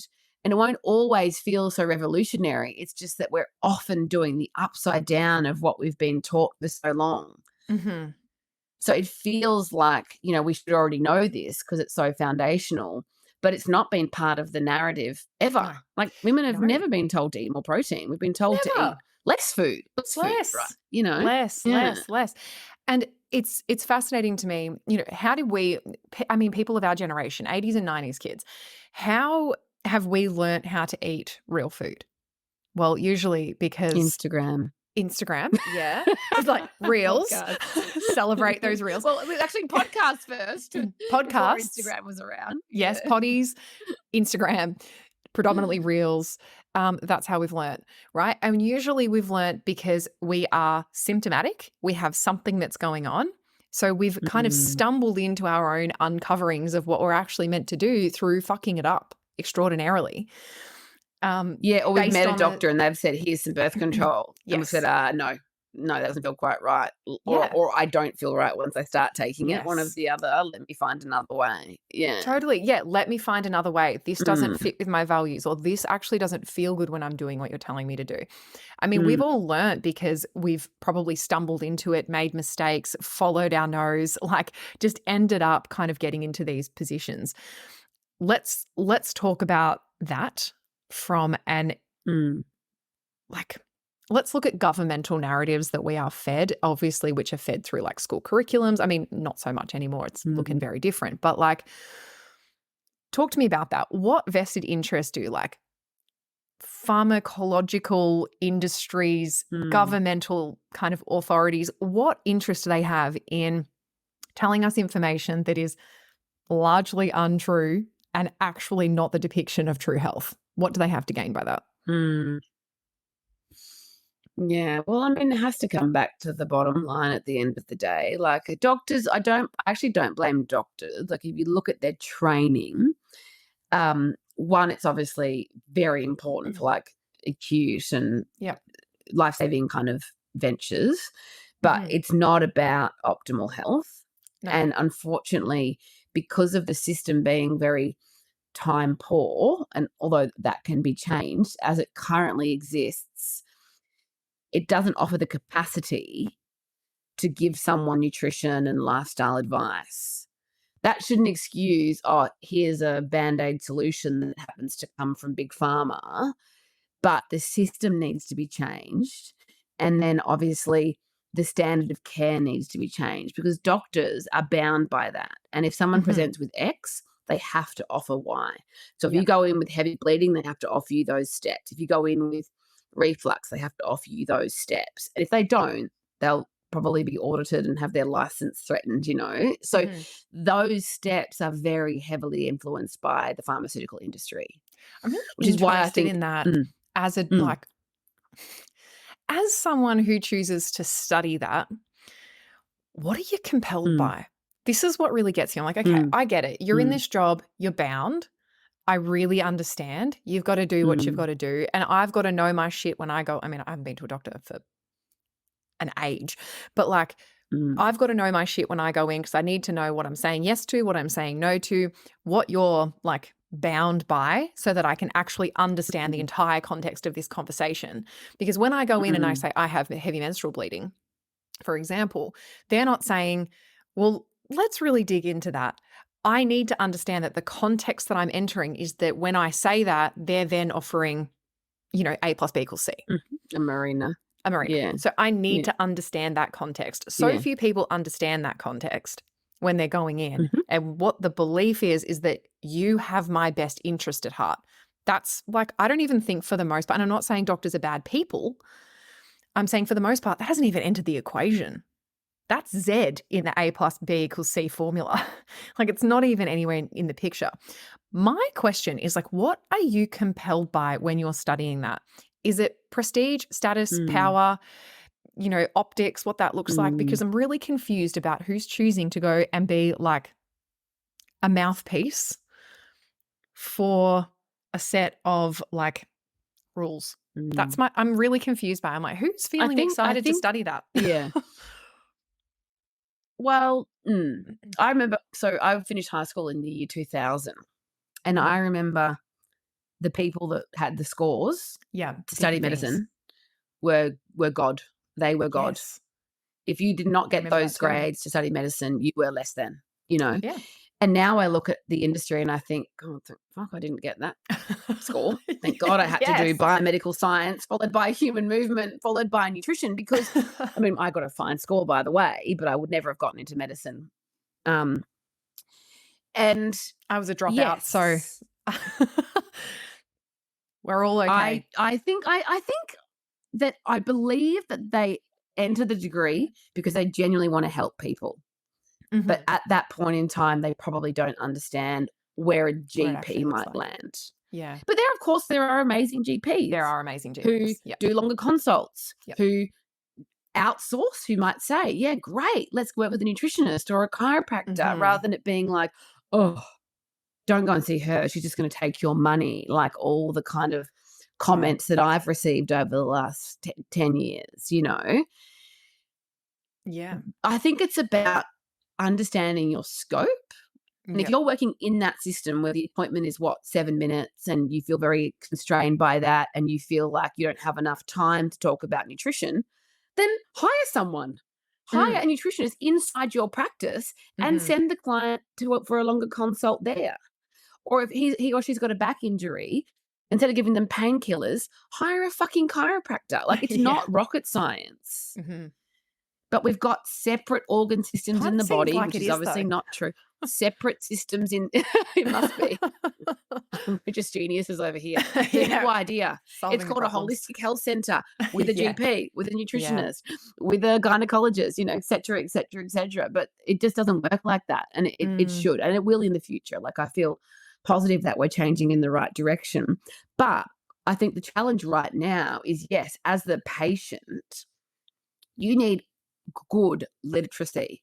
Yeah. Because if you go in there and say, oh, my nutritionist just wants these tests, or go down like a sack of bricks, and the doctor is more Yeah. than likely to have a toddler tantrum at you because they don't want to be a glorified script writer. And if they don't Yes. like me, or they Yeah. think that I'm just going to take your money, then you'll get yelled at and it will be an absolute disaster for everyone. Yes. Versus you having the literacy to say, okay, I've got heavy menstrual bleeding. I've done some reading that it might be dependent on this hormone, and it's important for me to get a pelvic ultrasound on day 9. Can you please write me a blood test for progesterone and estrogen and a pelvic ultrasound referral, please? Yeah. Like, you've got to have the capacity to Yeah. understand that you need to ask for what you need, but it has to come from your symptoms.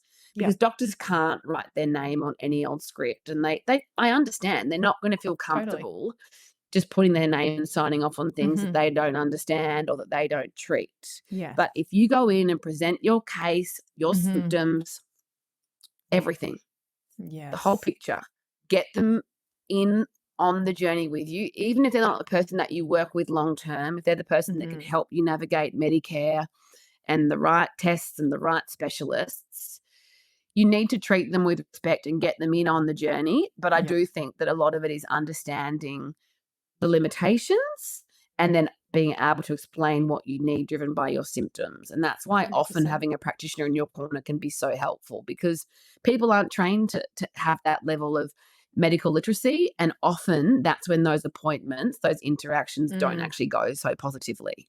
And that's 100%. unfortunate. It is sad, yeah. And I know so many people who get absolute anxiety about going to the doctor to ask for those things, me being Mm, one of those people. And mm. I said to Bianca, I'm like, I'll do it privately.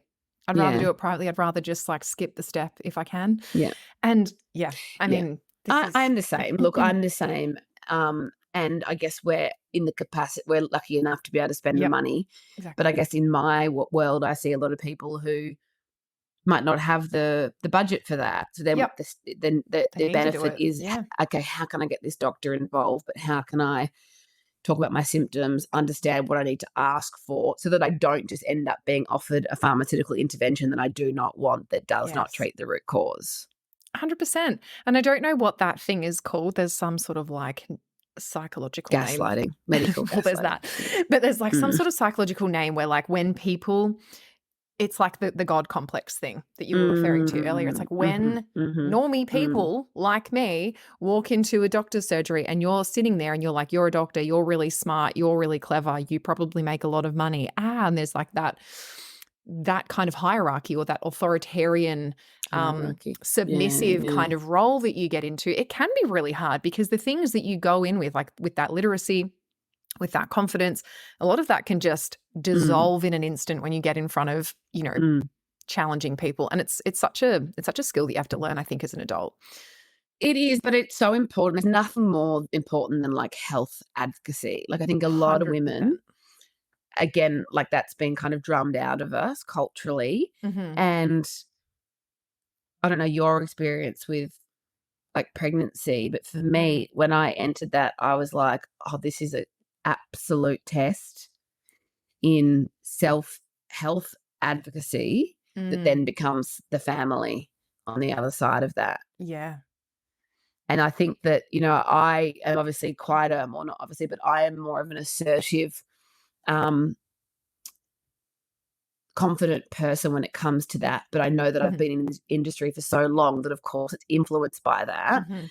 that I don't expect everyone to have the same language, but you can be advocating for your health.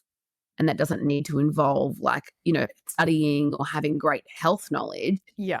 It is about having the confidence to ask for what you want based on your symptoms, Yep. and to ask for an alternative to a Band-Aid solution, that Yes. you don't want a pharmaceutical option. Yeah. 100%. I mean, yeah, my first pregnancy was a little bit complicated, twin pregnancy. Had a few issues that flagged, and premature birth at 31 weeks and all of the things, and blah, blah, blah. So that was great. Not a great experience, but great on the other side in that I really learned what advocacy is and isn't. And second time around with my third baby, we just bypassed it all and had a beautiful home birth with a private midwife, which was amazing. Team home birth, didn't see a bloody person. And it was awesome. But I think, I learned a lot about, going into premature labor and, kind of getting ambulanced to a hospital. I was like, I haven't even gotten to a point where I've figured out what I'm even advocating for, what kind of birth I even want, what's even happening. Like, I was 25. I didn't really know. And it was just all a huge panic. And I was like, I was not informed enough. I was not literate in that experience. I could not advocate for myself. And, yes, there were complications and all the things were happening, but I was like, I needed to know more. I needed to be more confident. So did Rory. Like, we were both in this position. We were kind of like deer in headlights. And second time around, we were so clear, and it builds confidence. Like, having experience where you're like, I really fucked that up. Yeah. Changes the game. It does, but I guess these sorts of conversations, like, and your learnings as well, is to stop other women having to do it because of an issue, whether it is a health issue or a birth issue or a medication issue. Like, we need to be able to try and learn that lesson before we learn it the hard way. Please do it. Exactly. I want to speak about the thyroid. Obviously, this is another zone of your expertise that I really want to hear about. So, number one, I know nothing about the thyroid. So, what is it? What does it do? Where do we start? So, it's a butterfly-shaped gland in the neck, and it releases a couple of key hormones. Well, 4 actually, but we'll talk about like sort of 2 more predominantly. But essentially, it's in charge of almost every cell in the body. So it regulates your metabolism, your temperature control. It regulates the hair, the skin, the nail growth. It regulates, like, it's obviously involved in your menstrual cycle. It's just a very important gland, right? It basically releases a couple of key hormones, and we don't make those hormones out of thin air. They require certain nutrients in the diet, which I think for a lot of people are blind spots. Okay. So some of the thyroid issues that we're seeing in like this day and age, I think, are a consequence of diet culture and things that we've been talking about So what today. are the ones that we need? Well, the top 2 are iodine and selenium. Right. And iodine is the most interesting to me because Australia is notoriously low in iodine from the soil. That's been known for eons, so much so that we used to give, iodine pills to children in public schools. We've got a mandatory fortification program where iodized salt in our bread, cereals, and some dairy. But still, there's not a lot of our audiences education. aren't really eating those things, are they? Exactly. So what happens on that front? Exactly. Yeah. Well, that's the thing. Even the healthiest person becomes a candidate for a thyroid issue because she's cut out or cut down on those fortified foods, which would normally is mostly a good thing, right? Yeah. But when she's not been told that her diet is then inadequate in iodine, there are real consequences for that. So there are obvious consequences for thyroid hormones. It's probably the most common cause of an underactive thyroid or like a subclinical hypothyroidism. Iodine is probably, I'd say, equally, if not more important than folate, that nutrient that's the kind of hero of preconception and pregnancy, but no one's screening or talking about iodine for preconception. Right. What foods are we finding iodine in? Yeah, it's found in small amounts in like fish and eggs, but mostly in seaweed, kelp, nori, wakame, like that Japanese sort of style of food. And so Japan has the other opposite, the other problem. They have a lot of hyperthyroidism from too much iodine.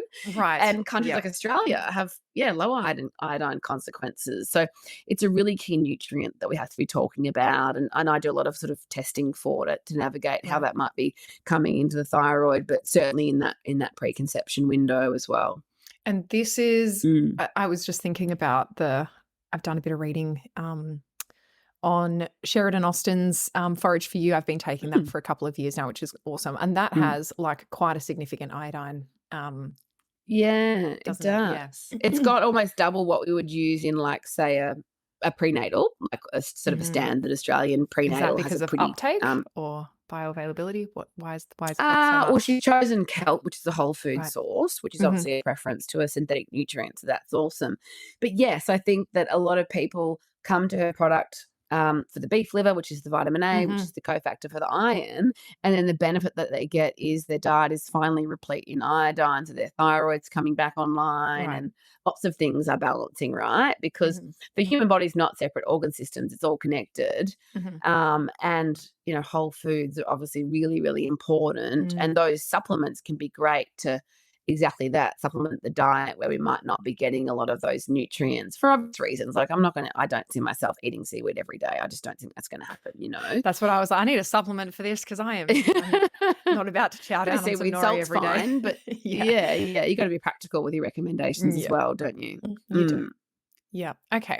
So we're seeing low thyroid function. Is this what we're Low saying? thyroid, which is the high TSH. So it's that inverse relationship, because when your body makes less of those thyroid hormones, your brain responds by releasing more of TSH, which is the thyroid stimulating hormone released from the hypothalamus in the brain. So that high TSH, that should be there. That's what you want, right? When this is occurring, when your thyroid hormones are low, you want that TSH. But the higher that gets, the more underactive your thyroid is. Everything's sluggish. So your metabolism can slow down. You start to experience libido issues, you're cold more often, your hair's brittle, your nails are breaking, your skin's dry. There's a whole host of sort of consequences of subclinical hypothyroidism. And then obviously if that's left unchecked, then that can develop into hypothyroidism. That also increases your risk for something like Hashimoto's, which is an autoimmune condition of the thyroid, which is way too common these days. We'd have to sort of ask that question as well. So what's happening in 30%? Sorry, continue with the 30%. I was just going to say it's 30% genetic, but it's 70% environmental. So it's a big reflection of our world to this day. Yeah. Yes. Very interesting. Yeah. So what's happening in the hyperthyroidism? What's happening in... That's a little bit more complicated and far less common, but essentially there's a couple of root causes. It can be like thyroiditis, so postpartum, or inflammation of the thyroid. So that's quite hormonal as well, naturally in that chapter of our life. It can be caused by taking too much thyroid medication, which is interesting, and that's an area of women's health that's really quite poorly managed as well. But it's most commonly caused by a goiter, so a growth on the thyroid, or an autoimmune condition called Graves' disease, which is an overactive thyroid. So that's like the opposite picture. So everything's working really fast. Women experience a racing heart, palpitations, anxiety, diarrhea. They might like lose a lot of weight. Their hair might fall out. There's lots of consequences for like blood pressure and muscles and cardiovascular health and bone density long term. It's really serious. I'm just hearing this and I'm like, is this common? Because I'm like, wow, these things seem like they're really uncommon, but are they actually really common in your clinic? Hypothyroidism is not common, no. Hypo is, the underactive. That's very common. Yeah, that's more the iodine picture, and then the autoimmunity piece. Hypothyroidism is not, although what I will say is a lot of women who have the underactive thyroid get put on a certain dose of thyroxine. They're told that's for life. They're told that nutrition doesn't matter.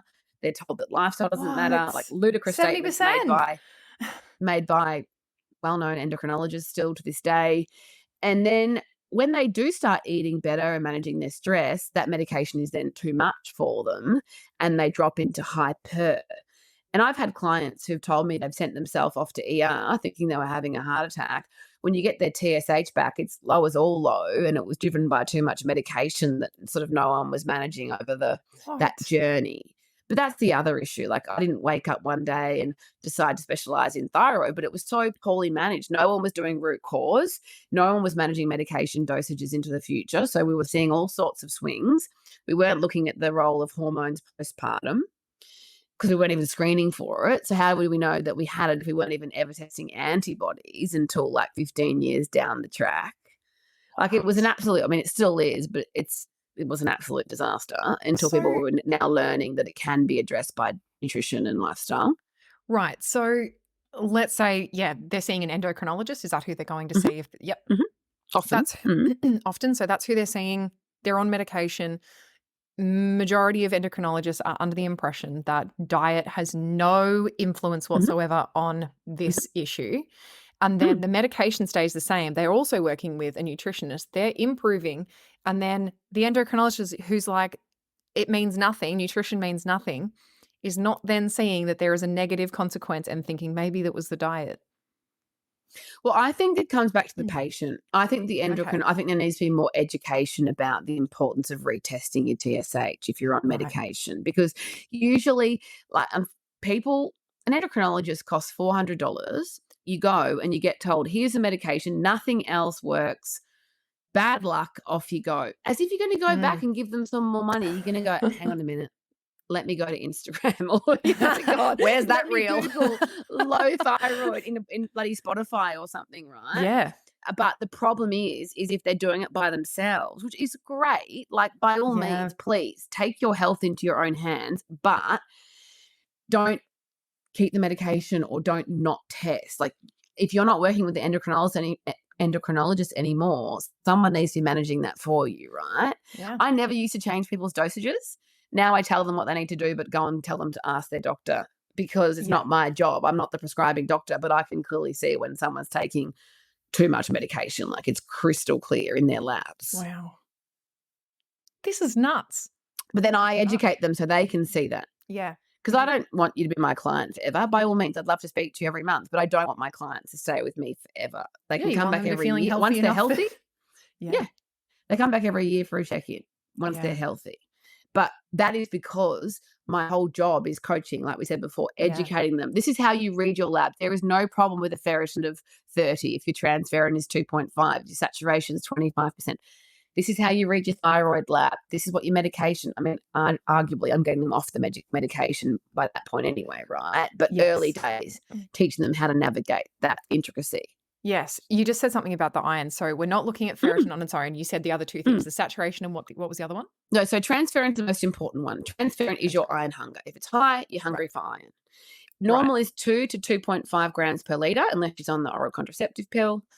But so, yeah, full circle. If your ferritin is 30, which anyone else would tell you is low, which is an infusion, which is all sort of panic stations, Mm-hmm. not true, as we've discussed, but you need to check your transferrin, 2 to 2.5, Mm-hmm. saturation, 20 to 30%. You've got enough iron being carried Right. around the body in the circulation. Plenty of iron.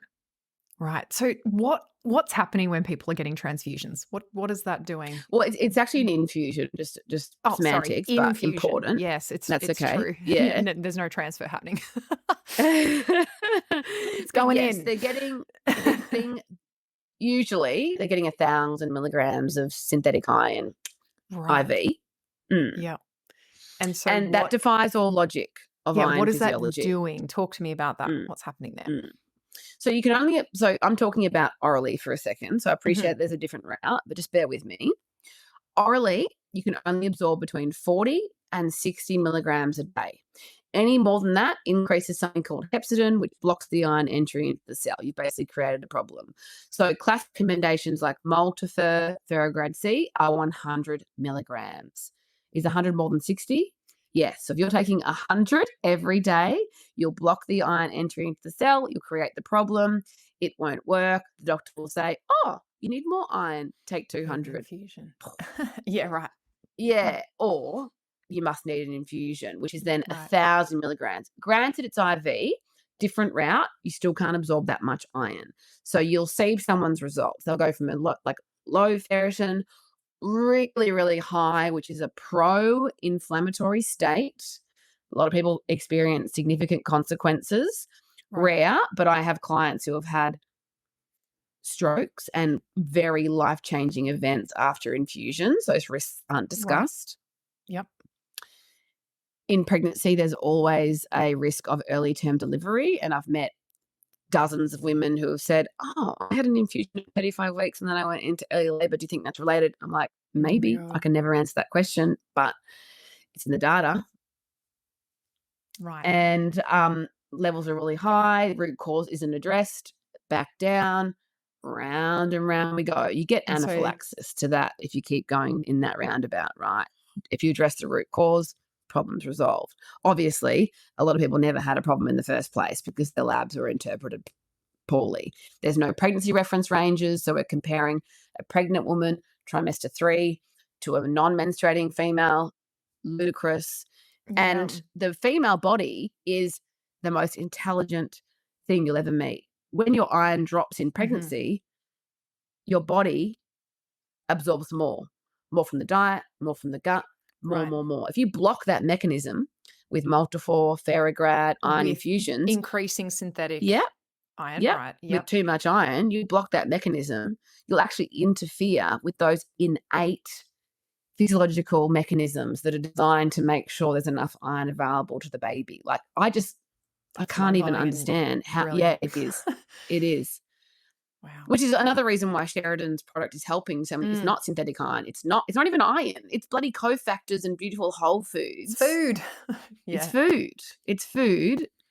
And it's supporting those natural mechanisms. It's not blocking iron absorption. It's Mhm. providing more cofactors to make more iron.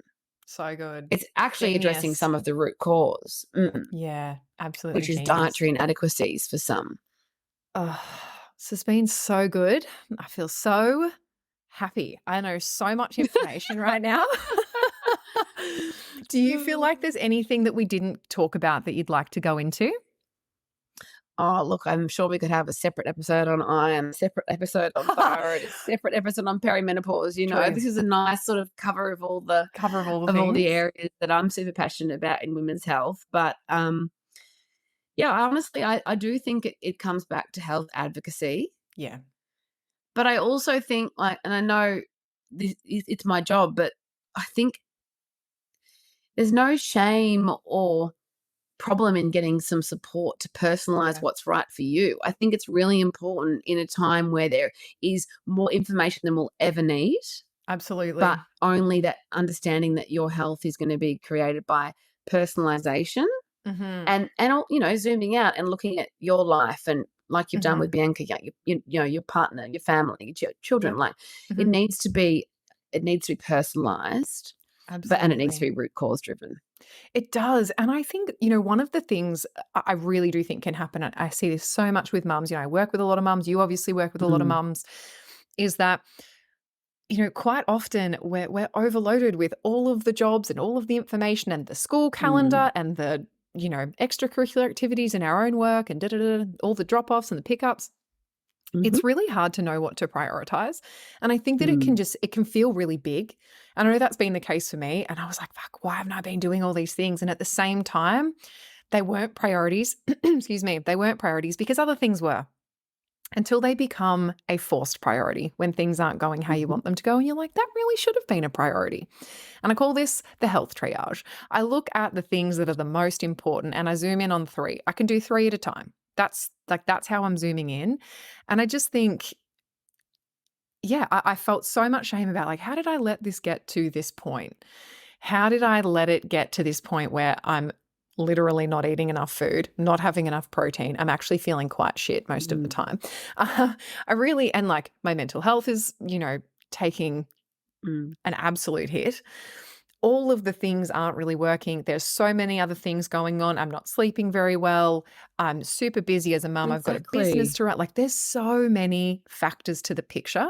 And I think it's just important that, yeah, there really is no shame. I felt so much shame and I really don't Mm. anymore. I'm like, look, it's a reflection of where my life got to. And it's time to take Totally that agree, though. responsibility back, and just give myself a That's little bit of why a I think break. you've got to hire your village.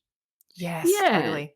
Yeah, you've got 3 young kids. Like, that's Yeah. all that's clear enough as to why Yeah. you were just trying to do your best. But Yeah. most of us hit that point. We want Everyone we hits want to that be point. we want to be in the workforce. We ask for that. That's what we ask Mm. for as women. Yep. But we've now realized how bloody challenging it can be to have Yeah. your career colliding with young children. And your children are Mm. young, Yeah. Without it coming at a So cost to I've them got a too. 2-year-old and a 4-year-old. Yeah. Yeah. Yeah, and I've got an Life will almost be different when 2-year-old they're and at school. 6-year-olds. yeah, it's Yeah, hectic time. it Hectic. is. And we put ourselves down the list, and then we try and pour from an empty cup. We all do it. 100%. I'm not exempt from that. That's why I've got my own naturopath. I've got Yeah. a psychologist who sometimes tells me the most basic things, and I Yep. laugh and I'm like, I know that, but great, you tell me what to do and I'll go and do it. That's Yes. we're not supposed to do this on our own. We never were supposed to raise children without the village, but just that our village looks very different these days. And it doesn't always have Yeah. to be hired. I appreciate that everyone's in a different situation, but we don't have to do it alone. Absolutely. I've interviewed Holly as a party, and we had a really good chat about the Mm, village. And I was like, you know why people don't have the village in the really typical sense that we kind of imagine in our minds of mm. like singing kumbaya around a fire and like being with our girlfriends. Fire. It's that like the village, they're mums too. And they're Yeah. also knackered, you know? And so it's like the village does have to look different. It has The to village look is like, knackered. yeah, the village Mm, is knackered. We need to look mm. at like the nutritionist, the family daycare, the The the cleaner. things, the cleaner. Mhm. And if you're not hiring, it's like the grandparents or it's your mates. Can you do a little swap? You know, you have the Yeah, kids of for 2 hours course. today. I'll have the like it looks Love however you that. need it to look. Love But that. Yeah. yeah, I mean, for me, it's like I keep trying to tackle things on my own. One of my girlfriends Mm. looked me dead in the eye last week and she's like, babe, you just got to make things a bit more convenient for yourself. I was like, okay. And I truly received that because I was like, it's true. And this sounds like the worst. You know how people have like words of the year?